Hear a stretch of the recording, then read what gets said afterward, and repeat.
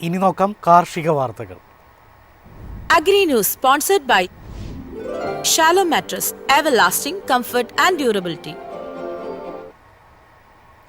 പുതുവർഷത്തിൽ തേയില വിപണിയിൽ ഉണർവ്. 2026 കൊച്ചിയിൽ നടന്ന 2 ലേലങ്ങളിലും തേയിലയ്ക്ക് ശക്തമായ ഡിമാൻഡാണ് രേഖപ്പെടുത്തിയത്. വിദേശ വിപണികളിൽ നിന്നടക്കം അന്വേഷണങ്ങൾ കൂടിയതോടെ തേയില വിലയും കുതിച്ചുയർന്നു. 2026 കൊച്ചിയിൽ നടന്ന 2 ലേലങ്ങളിൽ വിദേശ വിപണികളിൽ നിന്നടക്കം അന്വേഷണങ്ങൾ വർദ്ധിച്ചതോടെ തേയിലയ്ക്ക് മികച്ച ആവശ്യതയാണ് രേഖപ്പെടുത്തിയത്. CTC ടെസ്റ്റ് വിഭാഗത്തിലെ ആദ്യ ലേലത്തിൽ 99% തേയിലയും വിറ്റുപോയി. ഓർത്തഡോക്സ് ഇലത്തേയിലയുടെ ആദ്യ ലേലത്തിൽ 92% വിറ്റു. രണ്ടാമത്തെ ലേലത്തിൽ ഇരു വിഭാഗങ്ങളിലും 96% വീതം വിൽപ്പന നടന്നു. CTC തേയില കിലോയ്ക്ക് 183 രൂപയിലായിരുന്നു വ്യാപാരം. രണ്ടാഴ്ചക്കിടെ 10 രൂപയോളമാണ് വില ഉയർന്നത്. വിറ്റുപോയ CTC തേയിലയുടെ 66% ബ്ലെൻഡർമാരാണ് വാങ്ങിയത്. ഓർത്തഡോക്സ് ഇലത്തേയില കിലോയ്ക്ക് 180 രൂപയിലായിരുന്നു വ്യാപാരം. ശരാശരി 2 മുതൽ 4 രൂപ വരെ വില വർധനയും രേഖപ്പെടുത്തിയിട്ടുണ്ട്. ഉൽപാദനത്തിലെ കുറവാണ് വില ഉയരാൻ പ്രധാന കാരണം.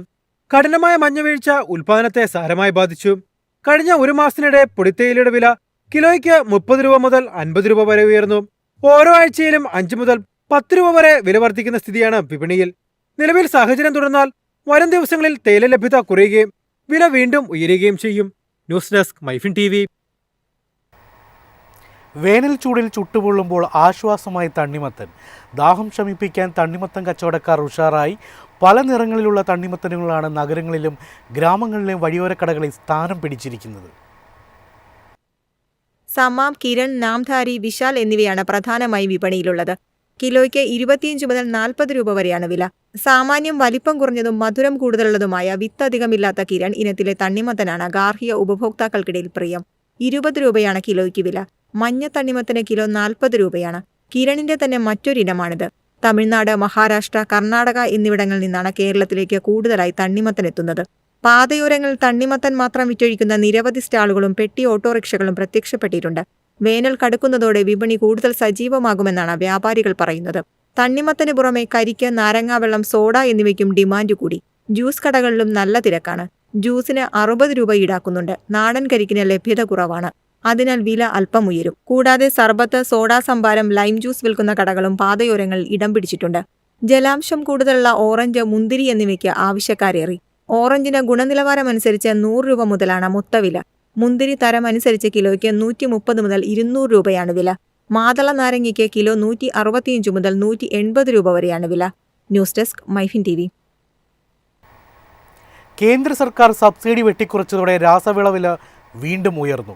ചാക്കിന് 50 മുതൽ 400 രൂപ വരെ വർധനവുണ്ടായതോടെ കർഷകർ കടുത്ത പ്രതിസന്ധിയിലാണ്. വില വർധനയ്ക്കൊപ്പം രാസവളക്ഷാമവും രൂക്ഷമാകുകയാണ്. കേന്ദ്ര സർക്കാരിന്റെ സബ്സിഡി കുറച്ചതോടെയാണ് രാസവള വില വീണ്ടും കുതിച്ചുയർന്നത്. ഉൽപാദനം കുറച്ചതോടെ വിപണിയിൽ രാസവളക്ഷാമവും രൂക്ഷമായി. ഇതോടെ കൃഷിച്ചെലവ് വൻതോതിൽ ഉയരുമെന്നും പലരും കൃഷി ഉപേക്ഷിക്കാൻ നിർബന്ധിതരാകുമെന്നും കർഷകർ ആശങ്കപ്പെടുന്നു. കേന്ദ്ര പൊതുമേഖലാ സ്ഥാപനമായ ഫാക്ട് ഉൽപ്പാദിപ്പിക്കുന്ന ഫാക്ടം ഫോസ്, NPK കോംപ്ലക്സ് തുടങ്ങിയ വളങ്ങൾക്കടക്കം വില കൂടിയിട്ടുണ്ട്. നേരത്തെ കർഷകർക്ക് നേരിട്ട് ലഭിച്ചിരുന്ന സബ്സിഡി ഇപ്പോൾ കമ്പനികൾക്കാണ് നൽകുന്നത്. സബ്സിഡി കുറവിന്റെ പേരിൽ പൊതുമേഖലയും സ്വകാര്യ കമ്പനികളും മത്സരിച്ച് വില വർദ്ധിപ്പിക്കുകയാണെന്നാണ് ആരോപണം. NPK കോംപ്ലക്സ് വളത്തിന് 1425 രൂപയിൽ നിന്ന് 1650 രൂപയും ഫാക്ടം ഫോസ് 50 കിലോ ബാഗ് 1425 രൂപയിൽ നിന്ന് 1475 രൂപയും കൂടി. 6 മാസത്തിനിടയിൽ 125 രൂപയാണ് കർഷകർ ഏറെ ഉപയോഗിക്കുന്ന ഫാക്ടം ഫോസിന് മാത്രം വർദ്ധിപ്പിച്ചത്. പൊട്ടാഷ് കിട്ടാനില്ലെങ്കിലും വില 1400 നിന്ന് 1800 രൂപയായി. യൂറിയയും പൊട്ടാഷും ലഭിക്കാത്തത് നെൽ കർഷകരെ കൂടുതൽ ആശങ്കയിലാഴ്ത്തുന്നു. അമോണിയം ഫോസ്ഫേറ്റ് അടങ്ങുന്ന ഫാക്ടം ഫോസ് നെൽകൃഷിക്ക് അനിവാര്യമാണ്.